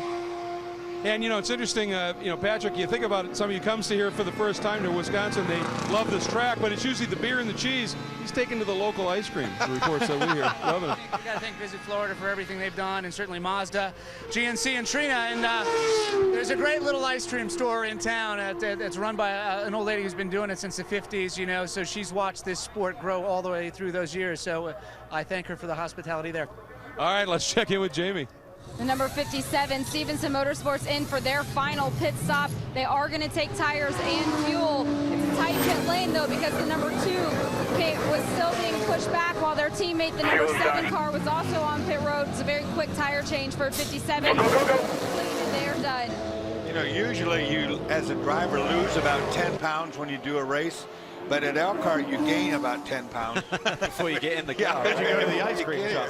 So you're even afterwards when you go home. We understand that medical services had to be called to the ice cream shop when Patrick Dempsey walked in the other day. The owner just about had a heart attack, I think. The 9 on pit road. Joao Barbosa to the marks. This should be a routine stop. It should be their final stop as the crew goes to work. 38 minutes left. Currently running in 4th spot. The guys ahead of him, Scott Pruitt's going to be real tight on fuel, but we believe that the 01 is just okay. The cars in front of him, the 10 car, I think they're about 5 minutes shy on fuel. DL needs a bunch. Well, surprisingly, only one caution so far as we go into the depths of this race. Ryan Dial, will he have the fuel to do it? We'll find out when we come back to Road America. It's Jonathan Bomarito that leads GT.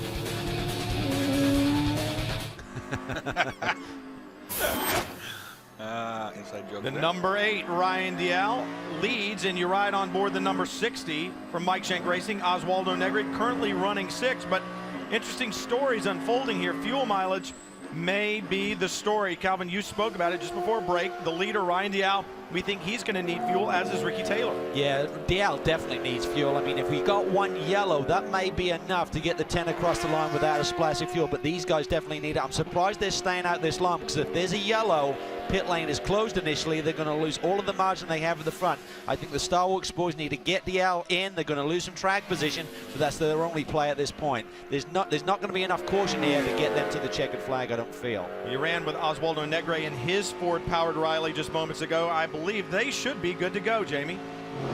Yes, they are. And John Pugh, you had a great stint behind the wheel of the car. I know you guys are good to the end on fuel. What have you found with this car this week? Well, we've been working on it all week. The engineers at Mike Shank, they've been doing a great job with it. We're still trying to run as trimmed out as we can, as we dare, and that's why we had Donahue on the straights and some of the Corvettes. But in some of the slower stuff, like the carousel and even turn 5 and 6, the car gets really loose about halfway through the stint. You just have to try to manage the rears. It's really, really tough to do, but it'll be good. So far, it's been a strong showing, and they do have a little bit of extra motivation this week. Jamie Allison, the head of Ford Racing, is watching on from the team's pit stop this week, Greg. Speaking of strong showings, this one that we've been seeing from the number 73 Horton Autosport team has just been superb. We talked about it just a moment ago. You guys are running the 3.8 liter, Patrick, versus the 4s of the Porsches and, of course, the V8s, yet you're right there. This is a track that horsepower seems to be king. How you doing it? You know, we have a great engineer in John Horton. We have extra help. Joe LaJoy and Mike Evans are helping us on the pit box. And I love our country, but our rods got cut and stopped in customs on our way into the country. So we're going to have to wait for our 4-liter. That's a problem, but you're making do here, certainly. I mean, you got some great pace, and you just, in the break, you said the draft is huge. Draft is a great equalizer. If we can catch them, we can stay with them and hopefully conserve our tires, be there at the end. We're good till fuel, so Eric Foss is in the car. He's a great driver. As Lee Diffie would say, it's on. It is on. Eric Foss up to 6th in GT. Understanding from radio traffic, Dial 2 laps, so call it a lap and a half from now, should be in. And I kind of agree with you, Calvin. Get it done. Get it done now. Don't Dion, understand This lap, go to reserve. whose radio was that? Not sure. Good race right here. Here comes the Ferrari raking groove on the Audi. Up the front straight, headed turn 1. We'll This is for the lead, boys. And we believe that that AIM Autosport car is good on fuel. So Jeff Siegel again doing a brilliant job. Wow, he pulled a big cab on Dion in a hurry. Dion doing a good job, as well as that APR crew. They've moved the Audi up to 2nd place. So a good run. The best finish for the Audi so far this year, a pair of 11ths. Back at Barber in Detroit. Dion may be backing off a little bit in fuel because he's got 6 more laps on this fuel run than the Ferrari in front of him. So he may just be braking a little bit early, rolling into these corners, Dorsey, to save some fuel. Here we go. Bill Auberlin in the yellow and blue BMW up against defending series champion in GT, Lee Keen in that Brumos Porsche. Oh, and Ricky Taylor with a little bit of a slide through the carousel. He did that with me in that street Corvette the other day. Like, it scared me to death. He had that same move on me. They say once these tires got a few laps underneath them, the rears start to go off a little bit, and the Cows is one of those constant load corners, and you get halfway through there, if that starts to lose grip, it is an eye-opener, that is for sure. Dorsey got out of that car the other day and was like, man, I don't know. Yeah. I wondered why his wife Kim was doing laundry yesterday. He did give me a ride. Ryan Dial through 13, now through 14. The right-hander onto the front straightaway. He lets it track out. Will he bring it back driver's right? He does. Gotta come. They rolled the dice here big time. Don't speed. 31 minutes and change left. Well, that pit lane speed limiter happens right there. So you're allowed to come up the hill at full speed. Then you have to hit the anchors and get it wound down. Here comes the 10 car for the lead, but we believe they're going to need to splash unless we see more yellow here this afternoon. The guy in the catbird seat is going to be Pruitt, I feel. Pruitt, 17 seconds off the leader at the line the last time by. The race has settled down as far as yellow flags go. So, Jamie. DL is in to get fuel, and he's also going to take 4 new tires. This will be their last stop. I did check in with Tim Keen down at Ganassi, and they said it's going to be close, but they are going to be good on fuel as far as their calculations are showing right now. So it's a great strategic call for the Ganassi boys. Well, what's going to happen here if there is a yellow? By waiting this long, DL's going to have the freshest tires, that's for sure. So if there is a shootout and the guys get stacked up again, DL should be really strong. But what a magical month it's been so far for these boys. Hands being played, the cards are dealt. We'll see what happens. We'll run them to the checkered flag. Yet to be decided, it's Ricky Taylor who leads in DP, Jeff Siegel in his Ferrari in GT. Road America's track is 4 twisting miles, 3 lanes wide, knifing through the rolling Kethel Moraine section of northern Wisconsin.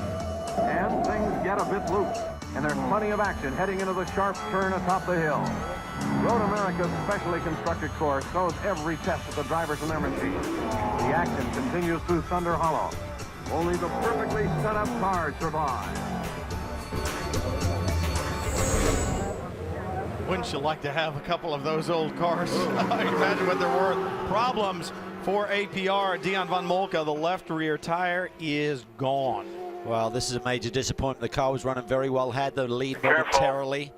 Then they made a quick stop. It lead just 1 lap ago for a splash of fuel. They weren't going to make it, and then this puncher, it's a long lap to pull that car around. And the key is now not getting any further damage to that rear bodywork. Carcass stayed with the car the whole time. We were worrying about, or not worrying, but speculating if there'd be a yellow. If that Carcass came off, that would have changed the complexity of this race for a lot of teams. I'm sure Ryan DL wanted to see that yellow. It would have closed the gap that he lost when they made that stop. Down the front straightaway, here comes the 5. David Donahue running 3rd right now. Remember championship implications there. He's only 2 points out of the lead. A problem for the 44. Little flame there out of the exhaust or in the exhaust tailpipe area of the back of the car. There you see it again. Had some engine issues earlier this year. Andy Lally now behind the wheel, but stayed in the thick of this championship fight. This will be a devastating blow with the depth of field in GT. And there's the full-course caution. Wow. Ryan DL is loving this. Yes, he is. I'm speculating that lost an engine and puked a lot of oil out of the back, bringing this caution out is what I'm thinking. Let's take a look at what happened. Championship implications here. Andy Lally on a 3rd in GT championship as they came into this event. Yep. I see a glow. Oh, and I saw it twitch. Yeah, it twitched. He just blew it up big right time. out the exhaust pipe. It's spitting oil and it's burning, and that sounded like silverware in a Cuisinart, I'm sure, as he came down at the brake zone. There's oil out there. Not much, though, Dorsey. We're locked up. I mean, it's pretty late down there, so it wasn't like he streamed it around the whole racetrack, so it should be a very quick cleanup. But big picture here is Ricky Taylor now. He just set the fast lap of the race a short while ago. He's got a fast car, but he was tight on fuel. He wasn't going to make it. This yellow may be enough. Talked to the team manager, Simon Hodgson, this morning. He said, if we get a yellow, that saves us 4 gallons of fuel with 3 laps around this big race circuit. That should be enough for those guys. Pruitt is good. Donahue is good. DL is coming. He's got the freshest tire. He's 4th in line. Andy Lally out of the 44. Jamie, any word from Andy before that engine let go? No word from him before, but I did just check in with the team, and they confirmed what we saw, and that is that the engine is gone. Very devastating day for them. Greg? Thanks, Jamie. Standing by with Andrew Davis. And Andrew, been a good day so far. You guys are sitting right there in 2nd. You're good on fuel, I understand. What do you need to do to catch that Ferrari? Well, I don't know if there's any catching the Ferrari. It seems to be in a world of its own. I've struggled during my stint to make any progress at all and just lost time. So we're just trying to do our thing, and we need to get back up there in the points to get a good solid finish. So Lee's doing a tremendous job right now. As the tires fall off, the car becomes more difficult. He's got a lot of tough competition right around him, so this yellow is going to help cool off the tires a little bit and should be able to keep the Brumos 59 Porsche up near the front. obviously you guys come in as defending series champions, so playing the points game is always important, guys. Talk about points in GT right now. Jeff Siegel leading in GT. His nearest competitor in the championship is Robin Liddell in 5th, so they could leave here like that. That would be an even larger gain, a larger difference in the GT championship points, so that would be a great day for Siegel and Asentato. It would be great, but the man who's behind him right now is Bill Aublin. He is hungry. They're coming off a victory at Mid-Ohio. That BMW is going to be tough here in this last 23 minutes. That's the story in GT. There's stories all over the place right now. There's Auburn. You talk about them being hungry. They want to get the job done. For Ricky Taylor, he leads overall just in front of Scott Pruitt, but man, they're going to be bunched back up. Will this caution give Ricky Taylor what he needs? We don't know. We're going to have to wait and find out. They were right there on the edge. 23 minutes to go right now. With 20 some odd minutes to go once we get there, that's not many laps around this long track. They're crunching the numbers down there at SunTrust. Jamie, what are you hearing? Talking to the team just a second ago, and they're running through their calculations. They say they're going to have to take another look at it when this caution is over, but they think that this is going to be enough to get them to the checkered flag. Oh, it's going to be close. Look at the laptops. You can almost see the smoke coming out of them. Simon Hodgson there talking to the guys, Brian Pillar and the engineer, trying to get the job done. Ricky Taylor, can he hold on? Can they save fuel? Road America, so steeped in history here. Fuel mileage, always a big part of taking the victory here at Road America. We'll find out if the SunTrust team can do it when we come back.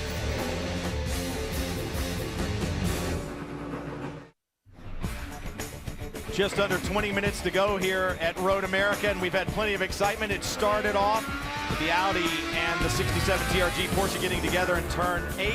That led to cut-down tires for Steve Bertho and a big impact at the Kink. Massive one there. Yeah, the left fronts were obviously cut down as Steve turned into the Kink at high speed. Nothing was home. Then a little bit later in the event, John Fogarty had the right front suspension brake down into the braking zone for turn 5. Problems continued with the Red Dragon. Look at this, heading into the Kink, man. Antonio Garcia in the Daytona prototype, Charles Putman in the Mazda. Another look at it, and that's not where you want to be touching. Now let's go back and say this. All 3 of those drivers did a whale of a job of getting that back under control when it went wrong. Good battle in GT recently. Jeff Siegel getting the best of Dion von Moltke down the front straightaway. Yeah, Dion was a little shy on fuel, but Jeff made quick work of him, taking it to the front, and he is good on fuel. Looking for their 3rd victory of the season. And Andy Lally in the Porsche Magnus Racing blows an engine, and all the oil burns up through the tailpipe, and that brought out the caution for the fluid on the track. 18 minutes to go. Here's your race recap. DP leader Ricky Taylor, is he going to be good on fuel? They think he is. Jeff Siegel in GT should be. 2 cautions, 6 laps, 5 lead changes, and only 3 cars out of the race. 18 minutes and change to go, and I'm looking to the west, and I see clouds, and looked at the radar just a minute ago. There are showers on their way. That's just what we need with 18 minutes to go. It looked pretty dark on that just shot. makes it a little more exciting.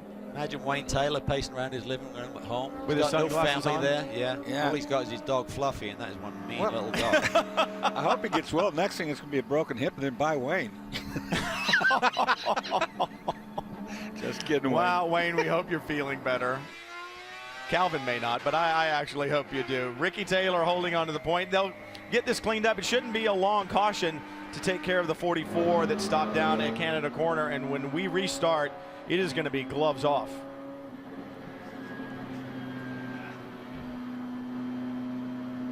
Max Angelelli, your crew guys, they're all ready for a pit stop. This is going to come down to the bitter ends. What do you guys think? You good on fuel? We are good in fuel. That's good. What about the weather? So it's going to be a big question marks. This is Grand Am. Great race. Max brings up an interesting point. He does say they're good on fuel, but guys, these clouds are getting heavier and they're getting closer. We heard a report about 20 minutes ago that we're going to have rain within 30 minutes, so could be interesting to the checkers. I think tires is going to be a big story, not just wet weather versus slicks, but also the condition of the slicks. Dial is in really good shape. His tires don't have a lot of miles on them. Oz Negri made a late pit stop here to put fresh Continental tires on there, but I don't think his car has enough speed. So Ricky Taylor's the fastest man of the day, but can he hang on to guys who have fresher tires behind him? Well, and Bill Auberlin in GT drank champagne at Mid-Ohio and liked it. He's sitting second right now. I think he wants some more champagne this weekend, Greg. I think Will Turner does too. Well, you guys having a great run in Mid-Ohio. That momentum seems to have played over here. And we heard Bill say earlier that he thought the package, the BMW here, was going to be really strong at the end. Still? Yeah, you know, we went testing, and we've been testing relentlessly this whole year to try to get that little edge on this new Continental tire. It's a new compound for GT, and it seems to be really suiting our BMW, and we found a few things. So he's liking the car, but once again, you got the slippery seagull in the Ferrari, you know, and I mean, Siegel's leading the points, leading the championship, and you know, it's I think we got a car for him, but you never know what he's got under his right foot there. All right, GTR is that tire they're talking about, and they're liking what they've done. Bill Arberlin looking for that restart, seeing if he can pounce on the Ferrari in front for Ricky Taylor. He's going to be holding his breath, making sure that he's got enough fuel to battle to the end when we come back to Road America. After two poor results for the SunTrust team, it looked like the sun was going to shine on them here at Road America, but under caution, Ricky Taylor devastated behind the wheel of the number 10 Corvette. Absolute devastation because under full course caution, he's had a problem and made contact with the wall. The car is damaged. He is limping back to the pits. Unbelievable. We're going to go on board here. And it looked to me like Ricky was just weaving to warm up these tires, Dorsey. And then all of a sudden it gets away from him. He can't believe it. Watch this. It just says it all. Just coming off a corner. He just lit him up, Dorsey. Sure if that was down in turn 5 or not. See him slamming the steering wheel. Unbelievable drama here at Road America. Oh, and talk about drama, we're back to green, and here we go. The 01 Pruitt on the point. David Donahue followed by Ryan Dial. It is on to the end. Pruitt good to go on fuel. All of these drivers should be, but Ryan Dial, the third car in line, the number 8, should have the freshest Continental tire. He should be in good shape. He's just got to be patient. He's just got to work this Chevy over down this straightaway. We've talked about it before. The Ford has more RPM. David will defend. And another Ford with even fresher tires is Oz Negri, the 60 guys. He came in and got tires. He's got the freshest. The key is that, oh, look at that, that was close. Donahue slides out from underneath Ryan Dial, almost hits him. I believe they may have traded some paint. Now Dial's up to second, he's got to chase down Scott Pruitt. Meanwhile, Oz Negri up to 4th. Fantastic stuff, great battles around the racetrack, and they're able to battle this way because the 10 is no longer there. It's a devastating day for SunTrust Racing. Simon Hutchins has been on the radio with young Ricky Taylor, still debriefing with the team a little bit. Simon, what did Ricky have to say? What happened? He didn't say too much. It just looked like he had an issue when he was warming his tyres, ready to come around and take the green. So it's just an unfortunate day for the SunTrust Racing team, but we'll rebound at the next race and we'll be fine. It's 3 D in a row, 3 in a row D and Fs for SunTrust Racing, guys. Unbelievable. I'm speechless on that whole deal. It really is, because, I mean, we've talked about Ricky Taylor's transition into a leading DP team has been seamless. He has just performed impeccably, no mistakes. And then suddenly, over the course of the last month, we've seen him make a couple of big ones.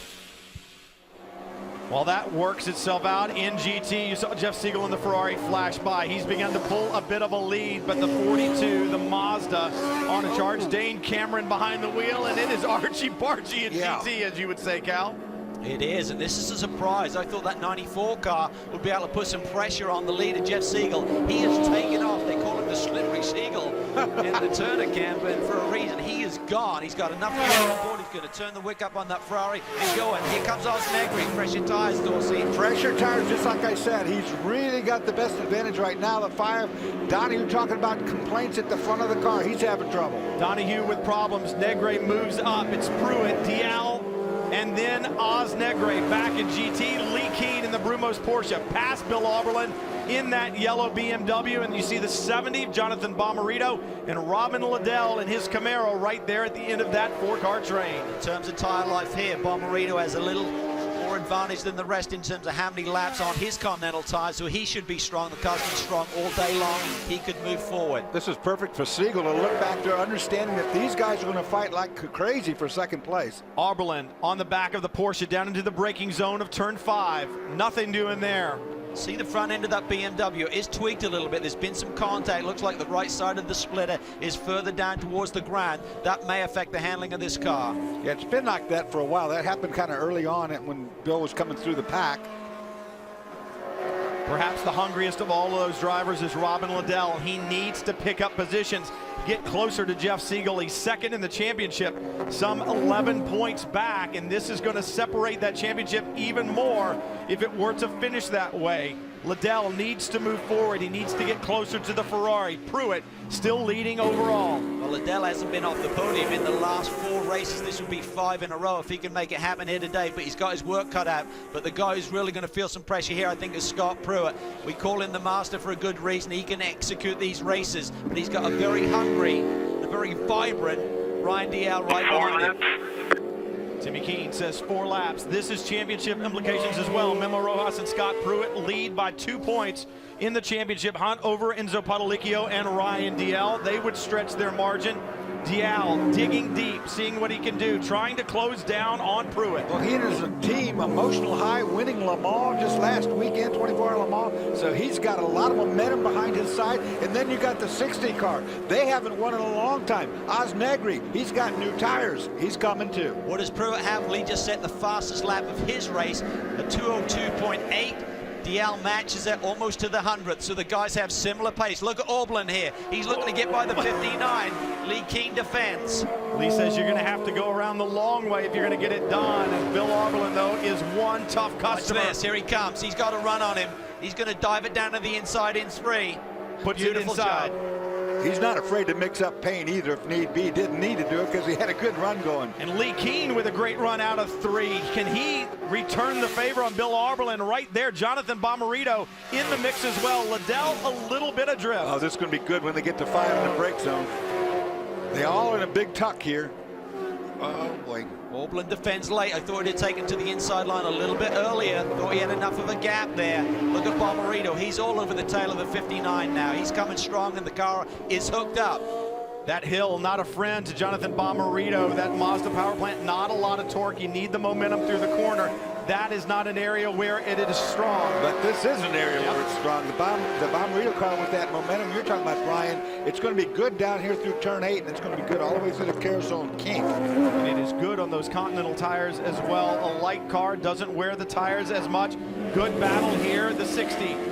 Oz Negre trying to hold station. It's Barbosa right behind him. Negre with a good run, currently in podium position as Pruitt leads, followed by Ryan Dial. In terms of best time here today, Barbosa's been about 1.5 seconds faster than the 60 car, but certainly Oz has an advantage with fresh rubber. That'll be an interesting battle. Look at this. Aublin has broken away from the 59. Can he chase down that Ferrari?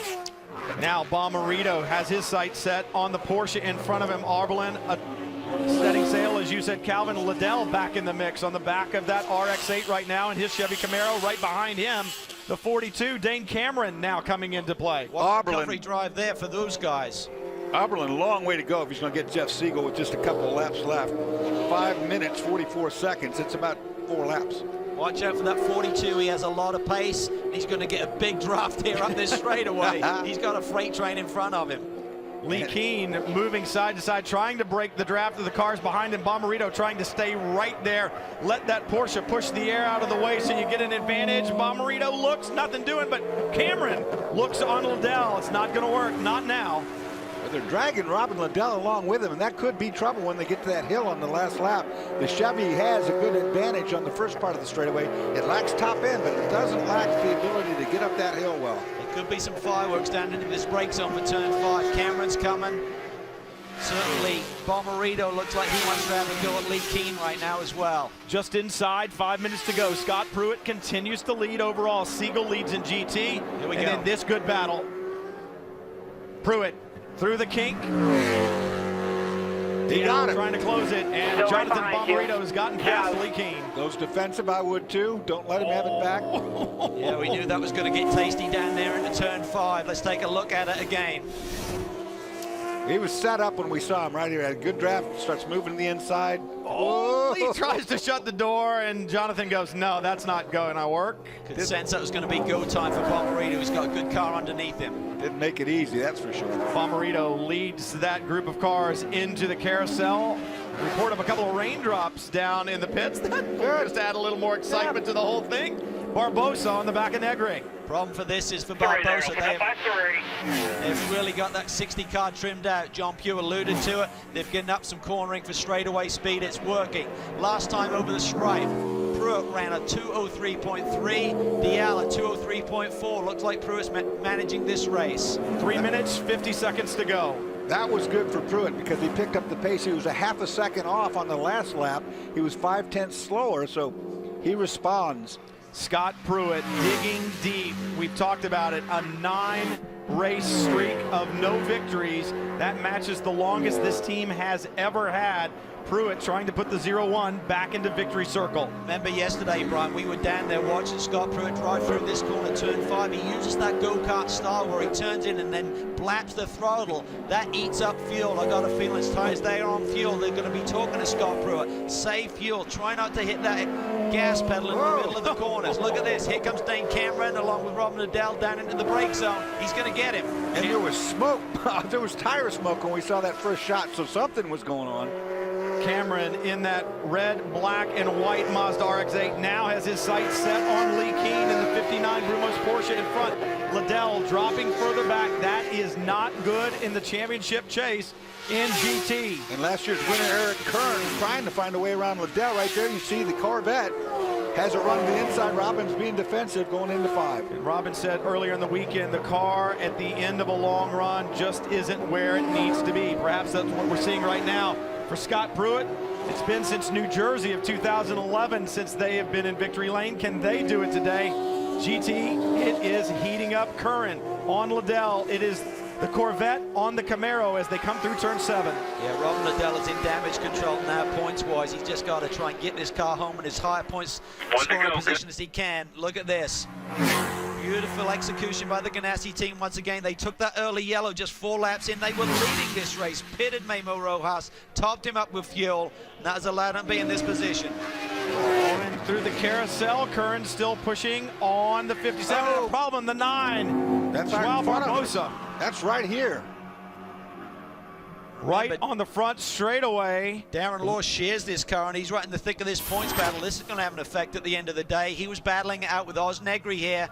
Hopefully those guys didn't have any argy-bargy. There's so many rivalries going on within this Daytona prototype paddock right now. Not a lot of friends out there. Well, now this is interesting. Final lap. We're on our last lap. I don't know if we're going to get a caution full course or not with that car in the front straightaway. These GT cars, of course, will get one extra one. DPs are on their final lap. These guys will finish this one plus one more. Maybe enough time for Cameron to get on the podium. And does Pruitt have enough fuel? They said it was going to be close. He has been pushing and pushing hard. 4-mile racetrack, burns a lot of fuel. I've run out of gas on the last lap in Canada Corner before. Does Scott Pruitt have the fuel to get there? And Dane Cameron trying to pick up yet another position. Lee Keen right in front of that red, black, and white Mazda from Team Salem.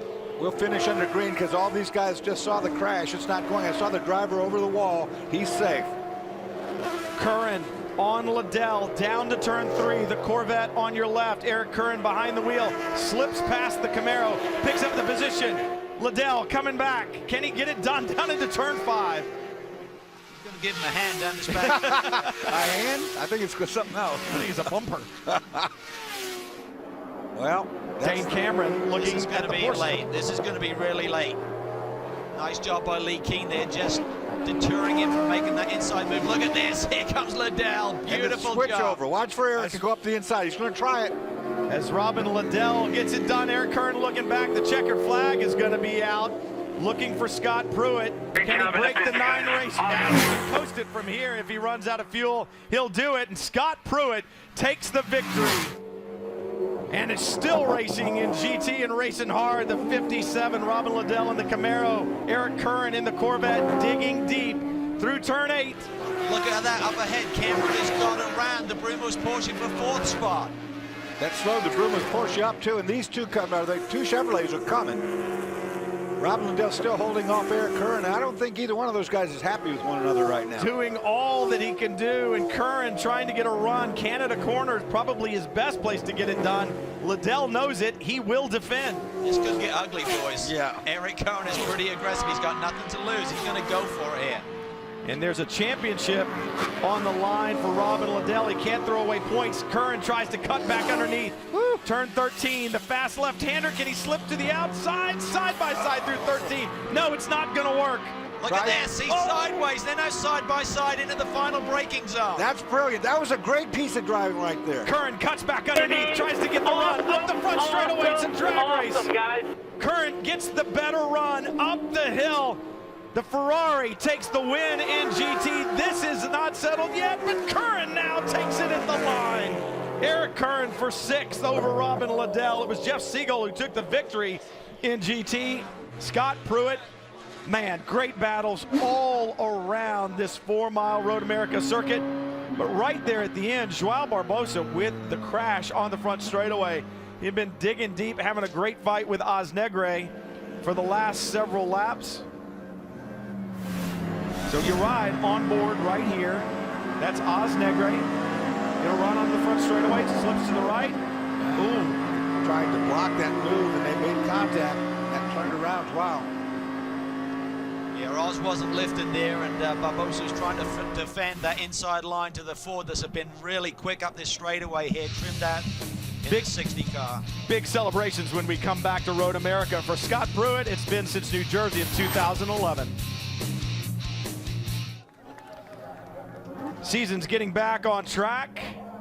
Getting back on track for Chip Ganassi with Felix Sabates Racing as Scott Pruitt and Memo Rojas finally found their way back to victory lane. As I said, as we went to break, it has been since New Jersey 2011 since Scott Pruitt and Memo Rojas have stood on the top step of the podium. They did it today, and I think Timmy Keene called a great race. We talked about the strategy being a part of it early, and the strategy certainly played a big part of it today. Jamie? Memo Rojas, as we let Scott Pruitt get out of the car, big celebration, lots of hugs. Memo, how sweet is this victory? It's great. I mean, we've been working for this whole year. It came pretty late to what we're used to from previous seasons, but I mean, Scott did a great job, team did a great job, and the car was great. Scott, careful there. He's going to fall off the car. Big celebration. Scott, I'm not sure we're going to be able to get him without his helmet, but Scott Pruitt, lots of celebration down here in Victory Lane.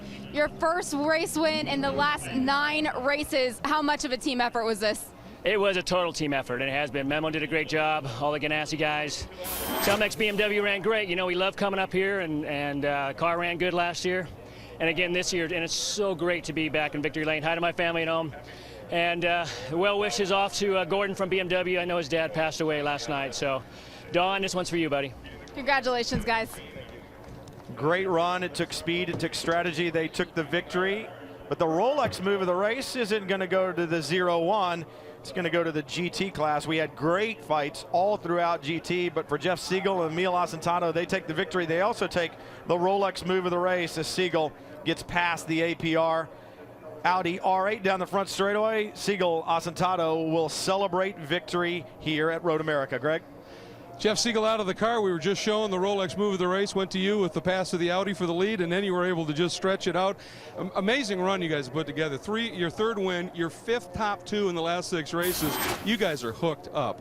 We are firing on all cylinders right now. I got to give full credit to Ian Willis. I mean, the strategy call that he made was a little scary at first. We came in the pits and we were all alone, but we knew we had to do that. In this 2-hour race, fuel mileage is everything, and our car doesn't have the fuel mileage of some of the other ones, so we had to play an alternate strategy. And on this day, with the way things worked out with the yellows, it was perfect. So we had a great car, great pit stops. Emil drove his butt off. It was a fantastic day. Really, really happy to be first again. I was going to say, Emil, you handed over a great car in a great position. It was exciting to start the car on the pole, and the car just did everything we wanted to do. It was fantastic. The fuel strategy was key, though.